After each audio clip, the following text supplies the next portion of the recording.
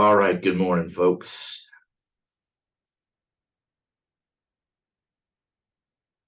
Let's get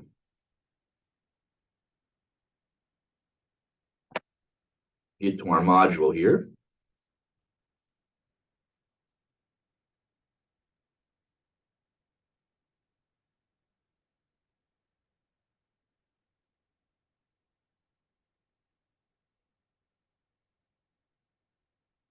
Module 3 on the existence of God and the existence of nature and God. Now, I'm only going to have a very little mini lecture this week, and there are going to be some videos that you're going to be seeing. So before you get to my full lecture this week, you're going to see a set of videos. There are actually 5 of them that are each about 8-9 minutes long. Crash Course Philosophy that are very good. 3 of them are the arguments for the existence of God. One of them has to do with the philosophical views that are very common in the West on what God is like, and the other with the problem of evil. And the problem of evil is the major objection people have to believing in God. And they'll all explain that pretty well. I have some notes before or after each video telling you a little bit more about that. When you get to the next module, what you'll see are a couple of things. A PowerPoint, and this PowerPoint actually corresponds to what you will have be seen, what you'll have got from those videos from Crash Course. With a little more. So give it a second to load here. Here it comes. So here's your what is God, right? How God is seen in the Western tradition, a single divine being that's all powerful, all knowing, perfectly good, eternal, that is always existed, always will exist forever, right? No beginning, no end, and always is the same. First cause and creator of all good things, the main reason anything exists. And you'll get that in one of the videos. And then what you see as you go down this PowerPoint, does God exist? Different arguments. The cosmological argument, there it is. It just means premise 1, premise 2, premise 3, premise 4, premise 5. Premises just mean pieces of evidence, right? So piece of evidence number 1, piece of evidence number 2, and then conclusion. C stands for conclusion. So your conclusion is God exists, and these are the reasons that you think that God exists. That these are the reasons that you believe that God exists. So I believe God exists, and I believe for these reasons. So one is the cosmological argument. You'll get a video on that in your previous, you'll have seen that before you get to this mini lecture. Then you'll get some objections to this, right? You'll have seen all this in the Crash Course videos. So this handout is just a way of you thinking a little more deeply about it. So download it yourself with the PowerPoint and go through it. Ask yourself these questions after you look at each argument. You'll also learn something called the ontological argument. Now, this was in the chapter on Descartes. So if you go to chapter 10, which we discussed last week, I said I was going to not discuss it because it's on Descartes. It is 10.4 of your book, Problems from Philosophy. Do read that section, 10.4. It's only 2 pages, and it gives you Descartes' ontological argument. It's on page 118, and it tells you this. This is also, again, repeated, by the way. All of this is in chapter 2 of your book, right? So if you look at your book, chapter 2, all of these arguments are in chapter 2 of your book. So chapter 2, God and the origin of the universe. You get the argument from design, the first cause argument, the idea that God is a necessary being. That's section 2.5 on page 20. Page 20 tells you the ontological argument, and you get Anselm's version, which is the most famous version. And you get all the discussion of that you get in the same videos as well. But all these arguments are in chapter 2, right? They're all there. All the arguments for existence of God are nicely explained in chapter 2 of this book, so do look carefully at it. There's St. Anselm's version, which is the main one in chapter 2, the main one in the Crash Course video. A little different than Descartes. Again, Descartes is in chapter 10 of your book. This is in chapter 2 of your book. It's a little hard. The ontological argument is very hard. But the Crash Course video and chapter 2 and 10 of this book are the clearest ones I know. That's why I really wanted to spend some time on that. Kant's objection is very hard too in the book, in the video. The design argument is the easiest to understand. It spends, chapter 2 of this book spends a lot of time on it. You got a whole video from Crash Course on that too. And it's the main reason people tend to believe in God. It's what appeals to most people who believe in God. And there's some objections from a philosopher named David Hume. Again, that'll all be clear in your reading. That'll all be clear in the videos. You get a little bit more there. You'll see what Darwin has to do with this as well as you read the book, especially on there. And the problem of evil is actually its own chapter in the book and its own video from Crash Course. And the reason for that is, there are different reasons people don't believe in God, but the most common reasons is the problem of evil. Now, by evil is not necessarily meant evil people, but just everything bad. That's what evil means here, right? So the problem of pain and suffering. And there's a lot of pain and suffering in the world. And God is said to be all-knowing, all-powerful, perfectly loving and good. So if that's true, God must know about all pain and suffering.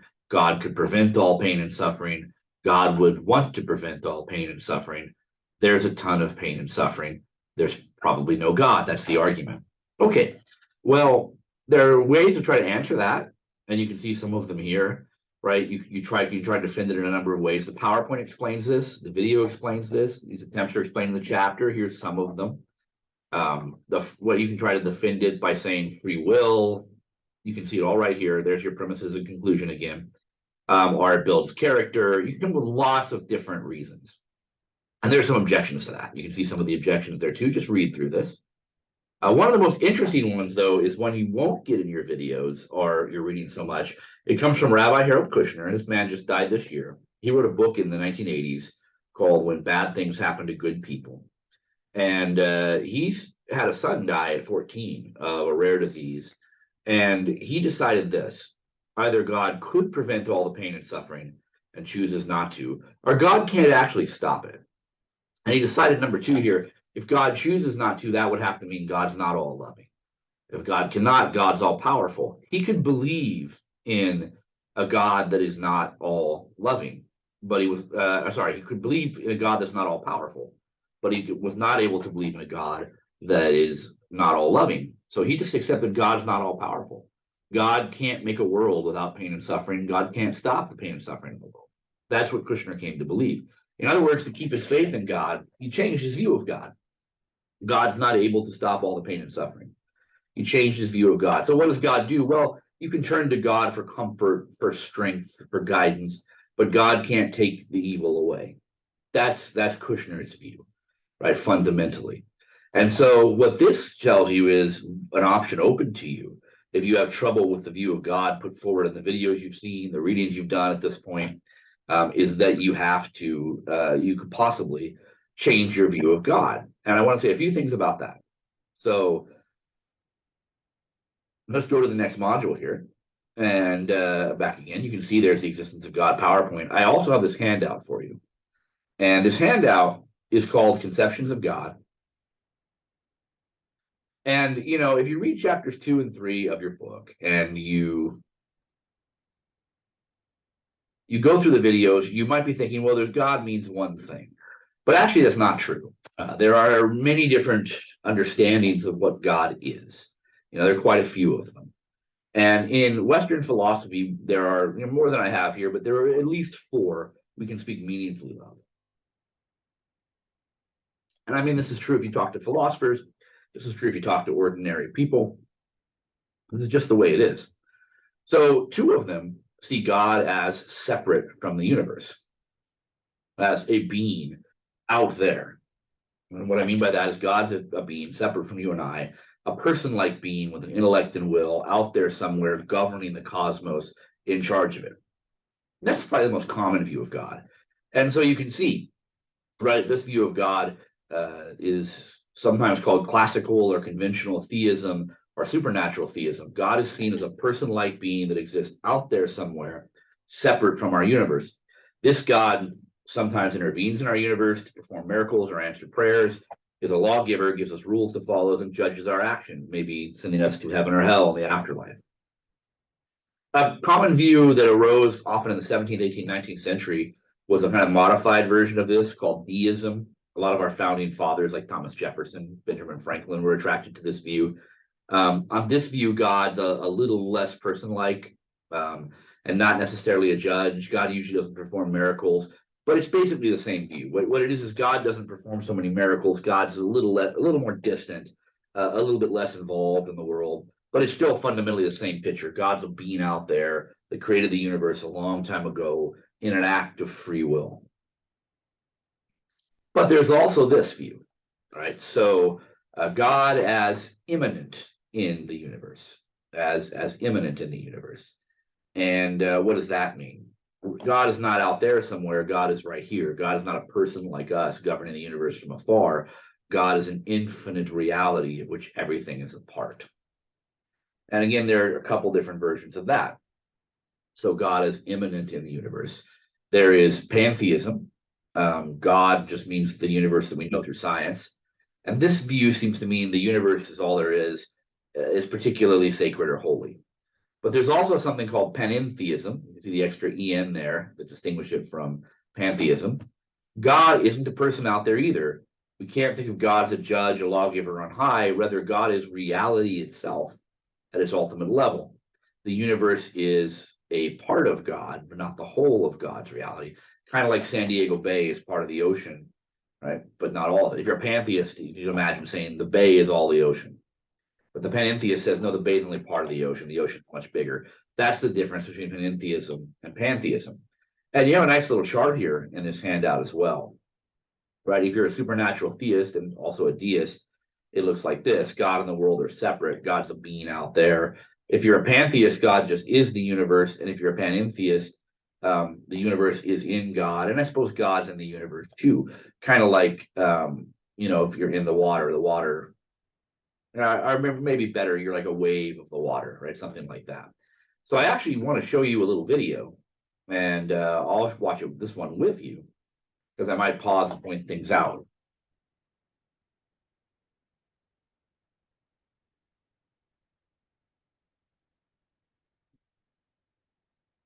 This is a fellow named Marcus Borg. He passed away some years ago. He was a theologian and very famous for his different views of God. And basically, he describes the view I'm describing here. So I'm going to show you this video and make sure you all can. We're not going to watch all 15 minutes of it, but just a few minutes. And I'm going to make some comments on it as well. And this should give you the idea of what a different view of God might look like. But in other words, there's more than one way to think of God. So let's watch Mr. Borg. Or Dr. Borg, I should say.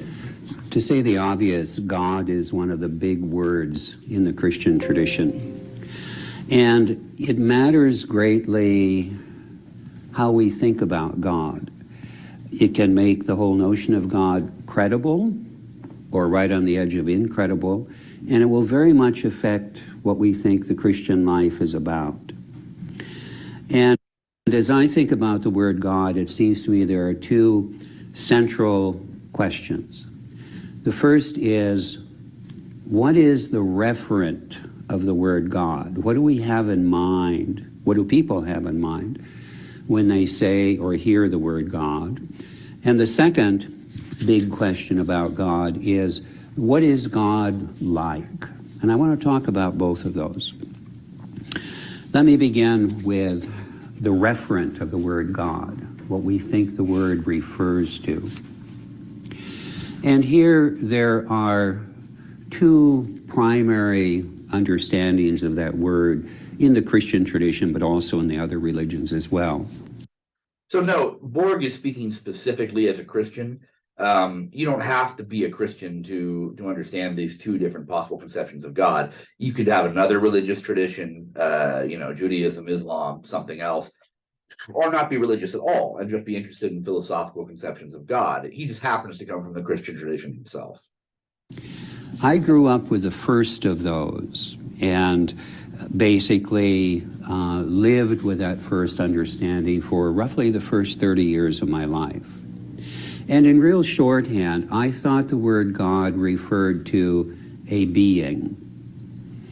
Now, a super being, to be sure, but a person-like being, somehow separate from the universe, even if also in some ways related to the universe. And I thought of this super being as all-powerful, all-knowing, loving, thought of God as an authority figure, as a lawgiver who also loved us, and as somebody who occasionally intervened, certainly in the great events of the past as recorded in the Bible, but also perhaps in lives even today.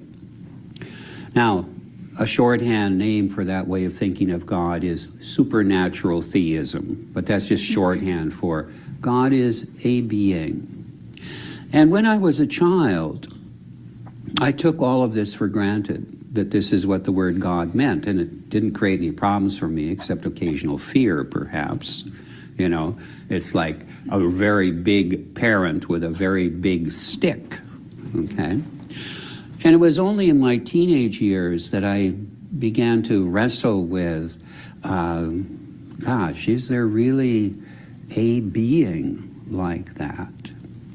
And in my 20s, the wrestling kind of subsided because I lapsed into what I would call a very comfortable and contented agnosticism, just not knowing. And I still found the study of all of this absolutely fascinating. So it didn't mean I lost interest in this subject. It's just I wasn't sure at all that there was anything to the notion of God. And then in my early 30s, that all changed. And I came to think of God very differently. So this is the second understanding of the referent to the word God. In very compact language, I began to think of God as the encompassing reality, or if you will, the encompassing spirit. But when I use the word spirit, I don't mean something completely separate from the world. Rather, I see the world as infused with that spirit. So in language from the book of Acts, I began to think of God as the one in whom we live and move and have our being, that we are in God like fish are in water.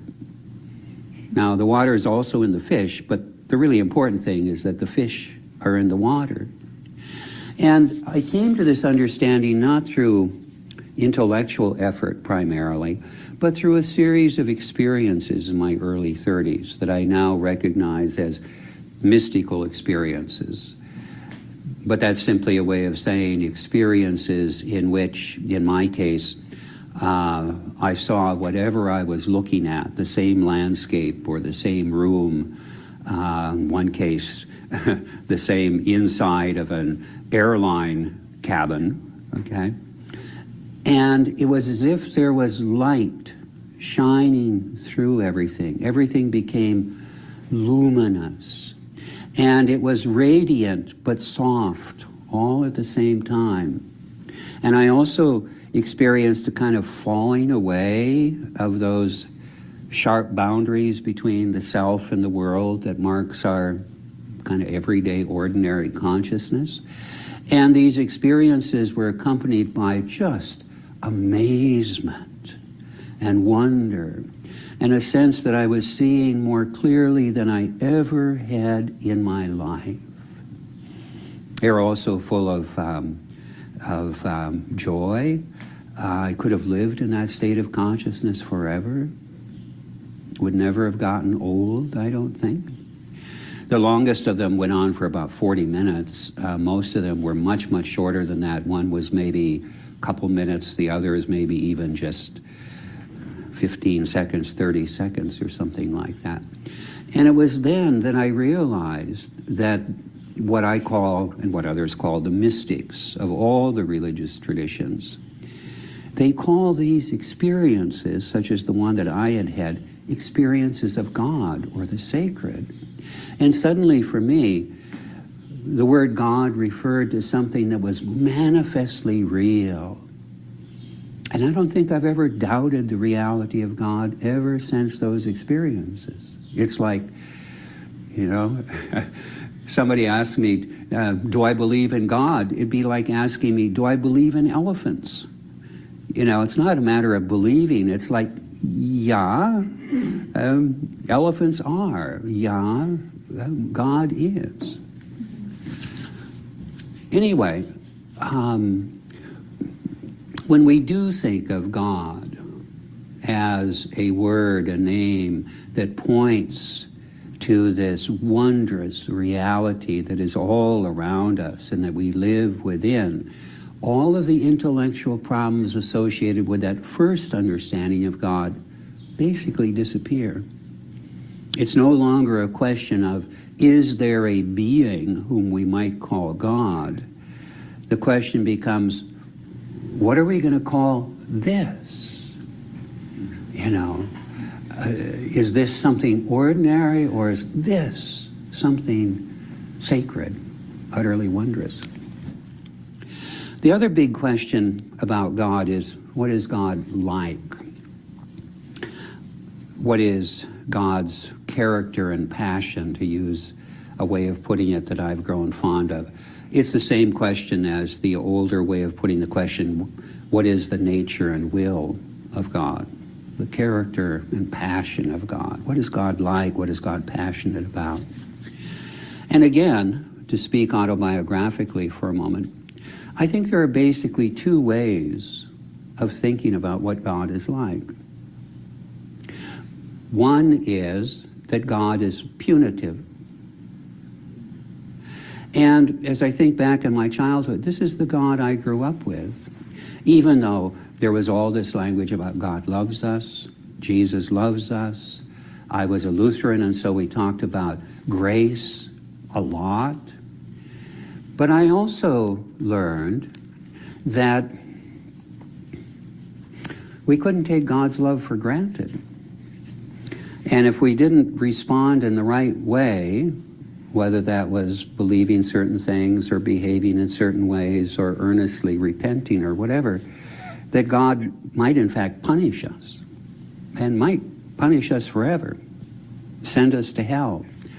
I think any form of Christianity that talks about the possibility of hell basically sees God as punitive, no matter how much the language of grace is also used.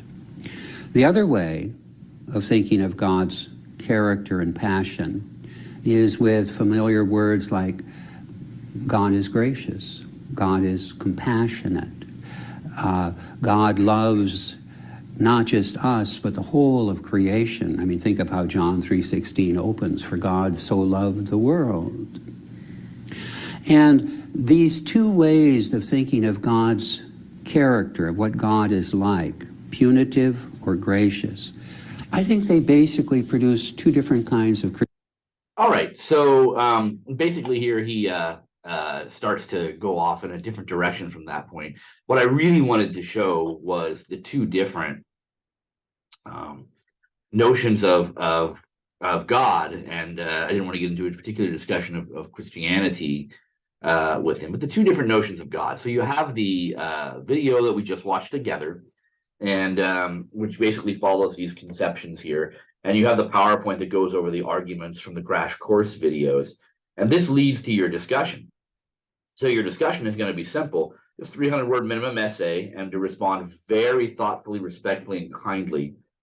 Be very respectful of each other in at least 100 words to another student. And so what you want to do is tell me first which view of God you think most correctly defines the term God, the one we're talking about, the two views here that Borg was talking about, and why. After this, provide one argument for thinking that God, as you have defined the term God, does indeed exist, and one argument for why God does not. Either way, here's a reason for thinking God does exist, here's a reason for thinking God doesn't exist, and then finally, tell me whether you think God does exist or not. You can also say you don't know. That's totally fine. Okay, that's what's on there. Let us also post the quiz, the first quiz, not the syllabus quiz. So let's take a look here and look at this, 2 attempts. Let's preview the quiz here, make sure it's the right quiz. Socrates, epistemology, Descartes, God, more Descartes and Socrates. Yeah, we've got a nice quiz there. So let's post the quiz as well, and let's get that ready for you. And I'll put a due date on there and everything. And let's go ahead and do that. Let's see, let's make it due.